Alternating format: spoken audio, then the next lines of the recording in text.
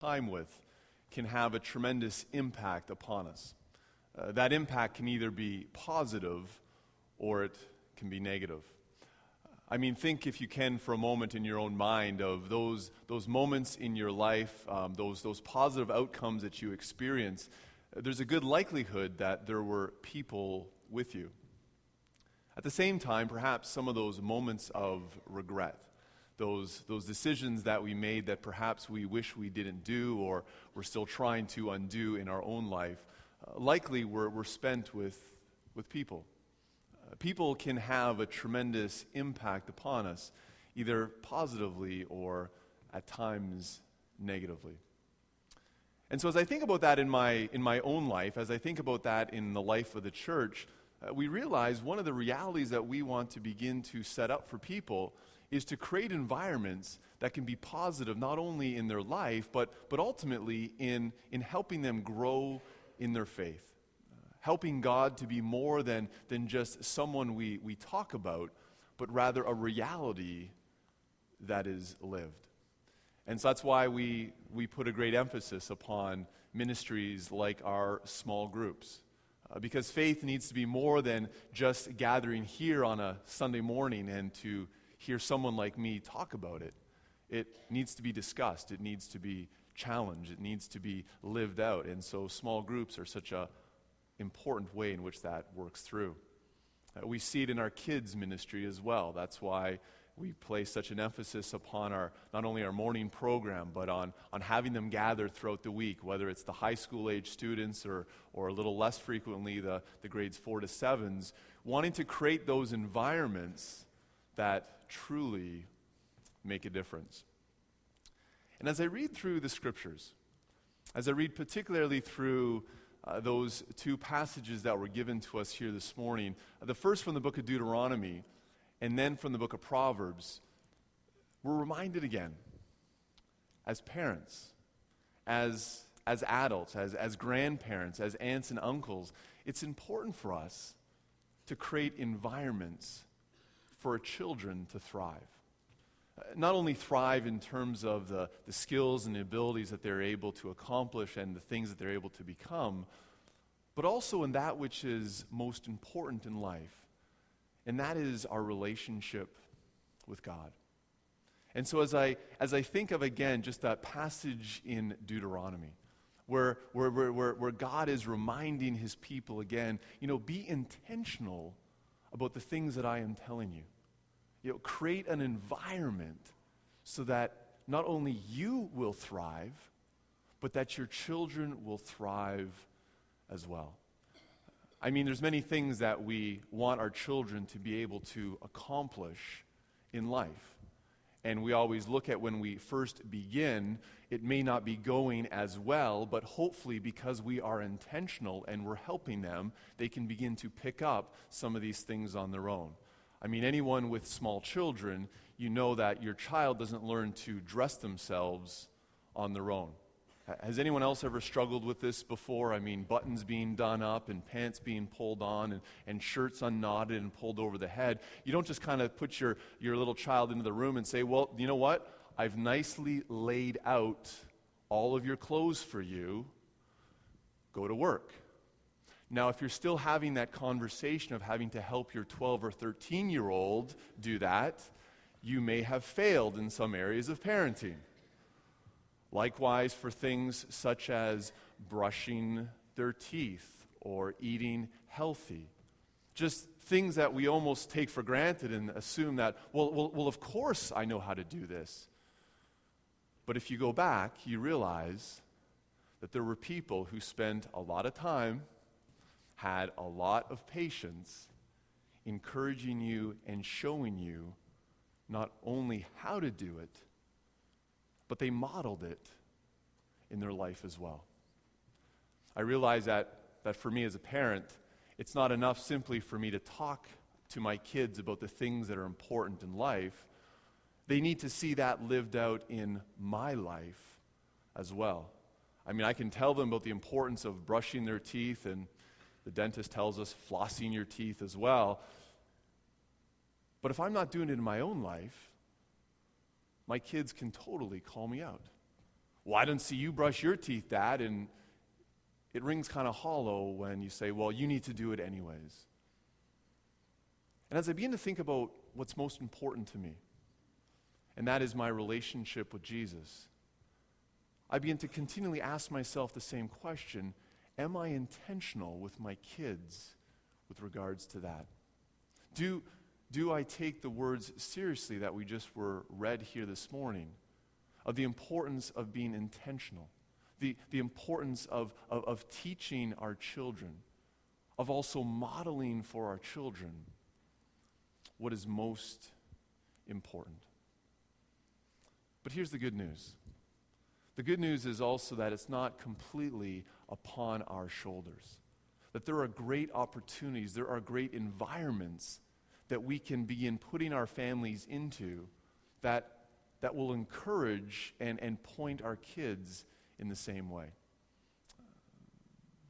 All of you are taking the most obvious step, and that is, of course, in becoming a part of a church community, of seeing the importance of living out our faith, the importance of having other people come alongside us to support us and to encourage us. And that's one of the great things about baptism, is when we baptize children, everyone here in the congregation stands up and says, we promise to walk this journey with you. We promise to support you and encourage you. We promise to model alongside with you, so that our kids will not only learn the faith, but they'll catch it and begin to see what it truly means to live it out. But there's another incredible environment that is at our disposal. And this morning we read a passage from Proverbs 3:6. And Proverbs 3:6 is a significant verse in my life. Perhaps for some of you, you have those life verses or verses that you remember. Proverbs 3:6 says, "In all your ways acknowledge Him." That was the main verse for a camp that I went to as a kid. Camp IAWAH. Not the state of Iowa, not south of us, but in all ways acknowledge Him. It was a camp that I grew up going to as a kid. When we were living in northern Ontario, my family would come down south to Kingston every year, and my father was boys camp director. And so for the time that I was, just barely able to run around and get into enough trouble, we were off at camp, and we would spend a couple of weeks at camp every year. And it was significant enough because then as I grew up, even though my parents stopped going, my brother and I continued to go. And as a teenager going, as a counselor, and seeing this opportunity again, and just being reminded of just the incredible opportunities that camp truly provides for us. And so we got to thinking, wouldn't it be great to have a day where we talk specifically about the value of Christian camp, about the impact that it can have upon our lives. And so we thought we'd kind of set up the day a little bit here this morning, and to hear not just from me, but from some others who've had a camp experience, and to just see the impact that it's had upon them. And so I'm going to invite a few people to come up and join me up here, and I tried my best to, we're in a church. It's not quite the same as being out on a lake or being out on a dock or being around a campfire. Fire code prevents me from lighting a fire in the building. Sticklers for that type of thing. But I'm going to invite Allie to come up and join me, and Shailene as well, and pick your best Muskoka chair, and let's have a conversation.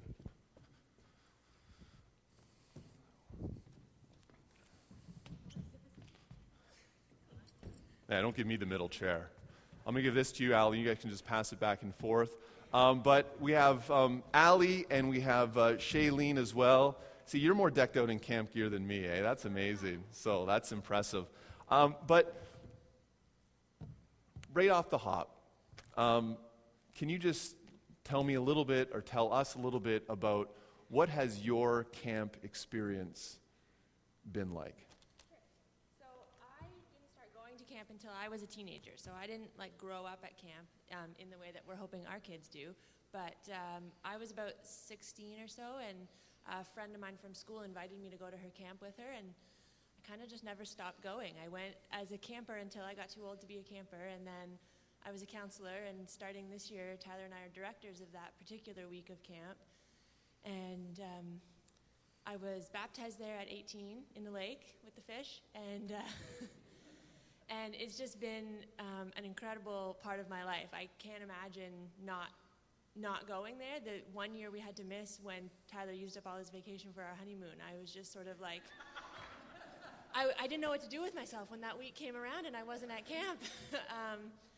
So now we're up there several times a year doing other things as well, involved in other ways. But and Tyler proposed to me up at camp. So it has a very special place in our lives. Thank you. And Shailene, just want to continue with that. What's been your experience with camp? So, as many people know, that there is a sports camp in the summer at this church. And so there's the water week and there's also the sports week. And so when I was younger, I was a camper. And then when I got the opportunity to be a counselor, I was a counselor. And it's just been an amazing experience having both roles and meeting tons of amazing friends and lifelong friends. And then I also had the chance to go to the camp that Allie goes to, and I went for a winter retreat, and the experiences that I had there, lifelong, changing, and so. Thank you. You both kind of just touched on, maybe pass it back to Allie there, what type of an impact, I mean, you've shared about a bunch of experiences, what kind of an impact has camp had upon you in terms of your faith, in terms of your relationships? What's been the impact of camp on you? For me, when I started going to camp, it was probably the first kind of experience where I was with a lot of other people who were the same age as me, who were all at some point in their journey seeking God. And I didn't have that experience. I mean, I had some friends in high school, but it was just to be in a room with 160 other teenagers who are all pursuing God, who are all worshiping together, and that just had a huge impact on me to think like, oh my goodness, this is something that other people do, and this is something that I want to do, and they all made it seem so much more attractive than my personal church experience growing up. And to be in an environment where you're being encouraged to read your Bible, encouraged to pray, encouraged to worship, and to have friends who are doing that alongside of you, and friends that you keep in touch with, and you see them a couple times a year, even if they live somewhere far away in Ontario. We would see each other in the summer and in the winter every year over and over again, just so those relationships could grow. And the cabin leaders that I had when I was a camper, people that would still, and still to this day I keep in touch with, and they're still very encouraging to me in my faith journey. So. Thank you. And Shailene, same question. What has the impact of camp been upon you? So meeting the counselors at Joy Camp, they're huge role models. You can sing your heart out and worship with all the other kids your age, and you just feel so welcome to just worship with everyone together and read your Bible. And at the sports camp, you just develop times together that you just feel you're in the walk together to learn about God, and just awesome. No, that's great. Welcoming. Thank you. I have two more quick questions for you. One is, did part of the camp culture is that of having camp names? Did either of you have a camp name, a nickname that you wanted to share? I do not. They didn't do it at the senior youth camp. They only do it up until junior youth, and I've only ever done senior youth, so they just called me Allie. Allie. Wow. Shock. Wow, that's... Shailene, did you ever get a camp name? If you don't have one, we can give you one today if you'd like. Well, the campers that I had, some of them, they couldn't get the whole Shailene deal. Okay. So they'd be like, Shay. Shay. Stuff like that, so. Do you want to know my camp name? I mean, I went to camp for a long time. I don't think they're being serious, but my camp name was Pipes. Pipes. I hadn't worked out in my life as much, obviously, at that point in time, so they weren't as encouraging to me, that I have to say. I've dealt with it, people. I think I'm over it now, so I'm okay. But please don't call me that. I'll get a little upset. One final thought. There's probably people sitting here that maybe camp is either a big part of their family or not at all. And maybe there's some people sitting on the fence wondering, okay, I'm not really sure. Do I want to send my kids away? Or, is this a good opportunity? What is one thing that one final thought that you could say, here's, consider sending your kids to camp because of what would you say? Because you get a break from your kids? There you go. I know we're Presbyterian, but can I get an amen to that? Like, come on. I only say that because I have a newborn and I don't sleep. I would say that it's never too late to go, first of all. I was a teenager when I started going, so if you think like, oh, well, my kids are like 12, 13, they're not really in the groove of going to camp, it's not too late to start going. Even if you're the oldest possible year you could be, go and get that one camp experience in.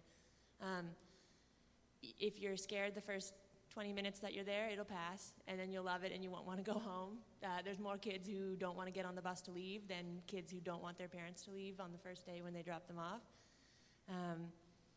And consider something like a family camp. I don't know about if other camps have a family camp, but I know the one that we're involved in does have weeks of family camps. You go as a family, so if that's not something that you think your kids either are old enough to go on their own or you think they might be a little bit nervous if you left them alone, a family camp is a great thing to think about.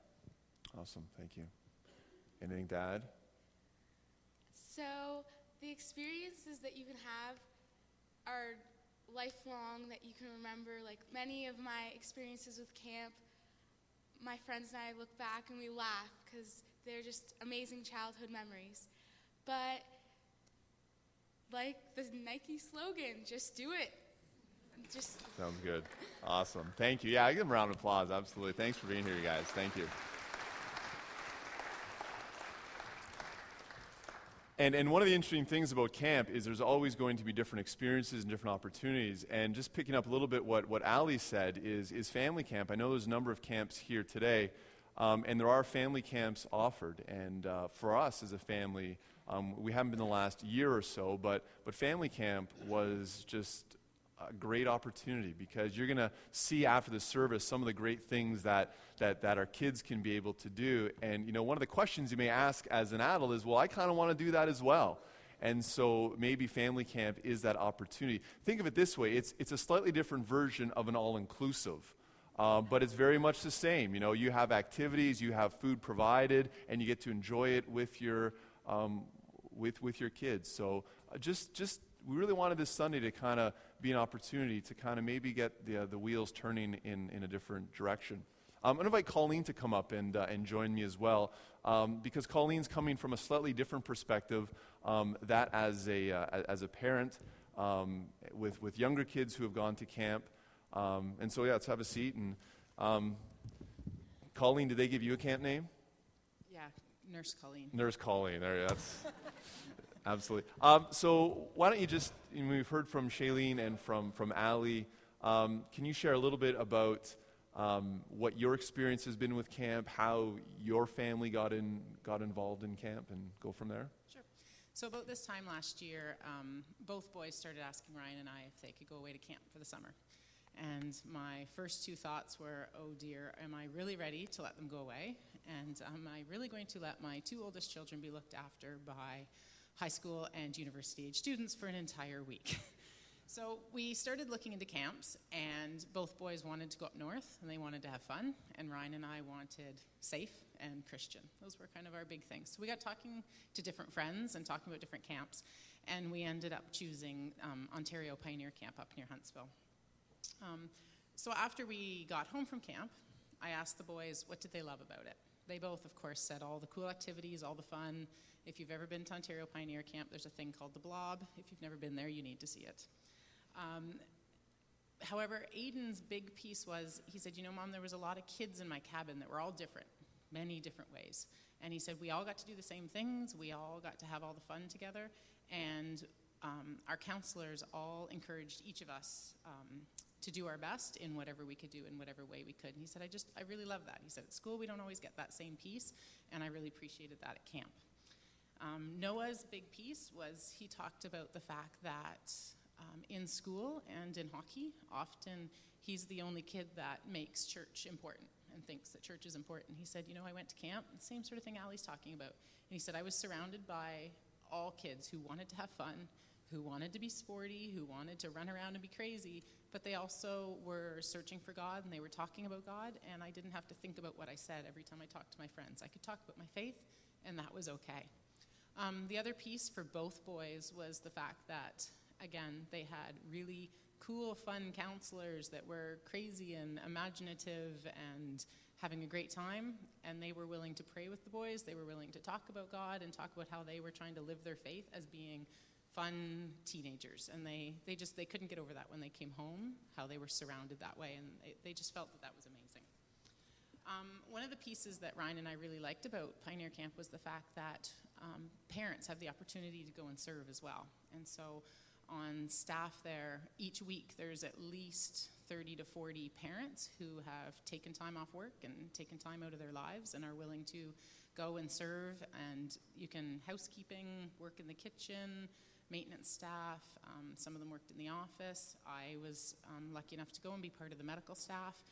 And, you get to, again, see parents who are making this a priority for their kids, and you yourself get a chance to go back and be in this neat environment. Anyone who's been to camp knows that camp is a place where it feels like a completely different world. It feels like you leave your world and you go and you're plunked into another space, and you have the chance to sit and think about how your family is living their life, how you're living your life, and the choices you're making, and it gives you the place to do that with other parents who are making some of those same choices that you are. So like your kids, you get some of that affirmation and the ability to talk about it and bounce things off of each other. And so that experience was just amazing. I'm going back again this year to do another fun week, and the kids are very excited. This year we get to take Megan, and lots of the camps have childcare. I could have taken all 4 of the kids last year, and they would have looked after Megan and Ella while I was working. They make it really accessible for the parents to be able to have that chance to serve. So. Same question I asked to Allie and Shailene. For some parents maybe sitting on the fence here, any words of encouragement, having been there, what you'd offer to them? Well, I think my biggest piece, I think the family camp thing is amazing if you're really sitting on the fence and you're unsure. If you have the ability to go and serve, it's a way to kind of be there and see what your kids are doing and keep an eye and see how things go. I have a whole different comfort level with it now than I had before I went. And I think Allie's right, that there are, many more kids who do not want to leave at the end of the week than do. And it's such a neat place that I think if kids have never been, they don't even know what they're getting into and how great it really can be. Right. Thank you, Colleen. Appreciate it. Absolutely.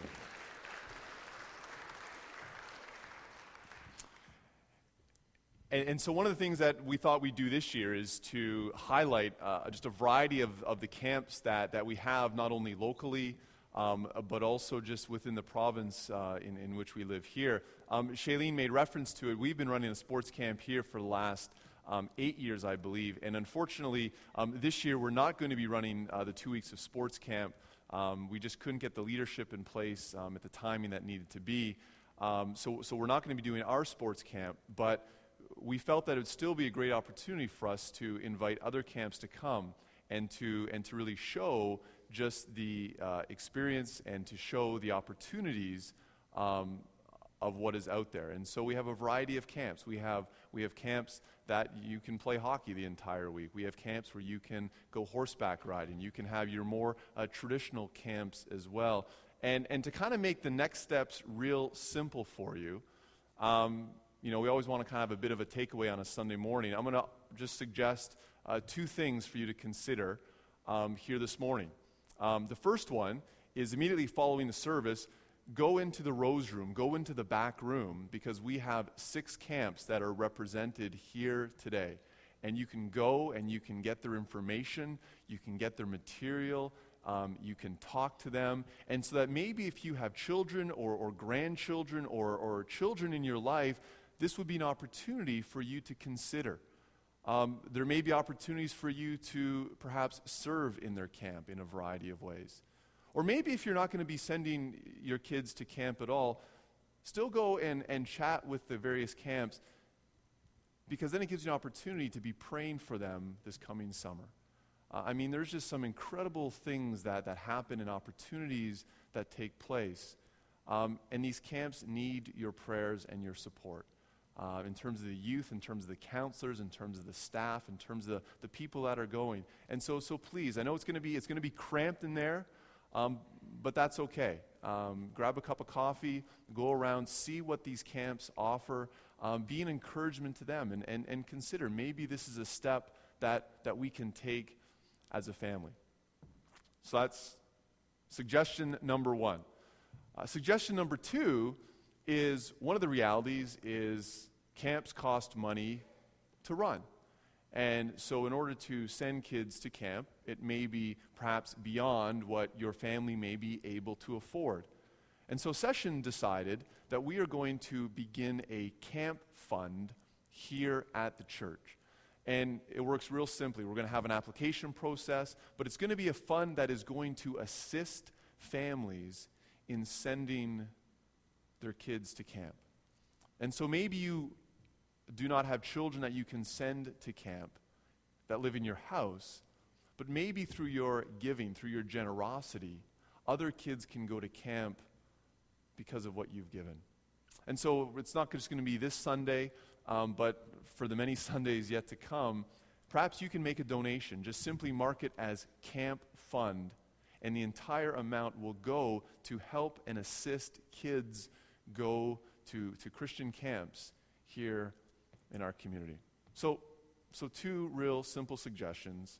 One, go to the Rose Room, get some coffee, get some cookies, get some juice, check out the camps, and then consider if you can give to the Camp Fund so that we can continue to see generation upon generation upon generation have their lives impacted. Because people make a difference. Environments make a difference. And one of the things that I realize as a parent, as a parent who wants my kids to grow up in the ways of Jesus, is I want to position them. I want to put them in places that will teach them the values and the beliefs that I hold so dearly to as well. And we've heard from 3 people, but I know there's many other here as well. And I know from my own personal experience, one of the great ways that this happens is through this incredible ministry of camps. And so let's just pray for the camps that are here today.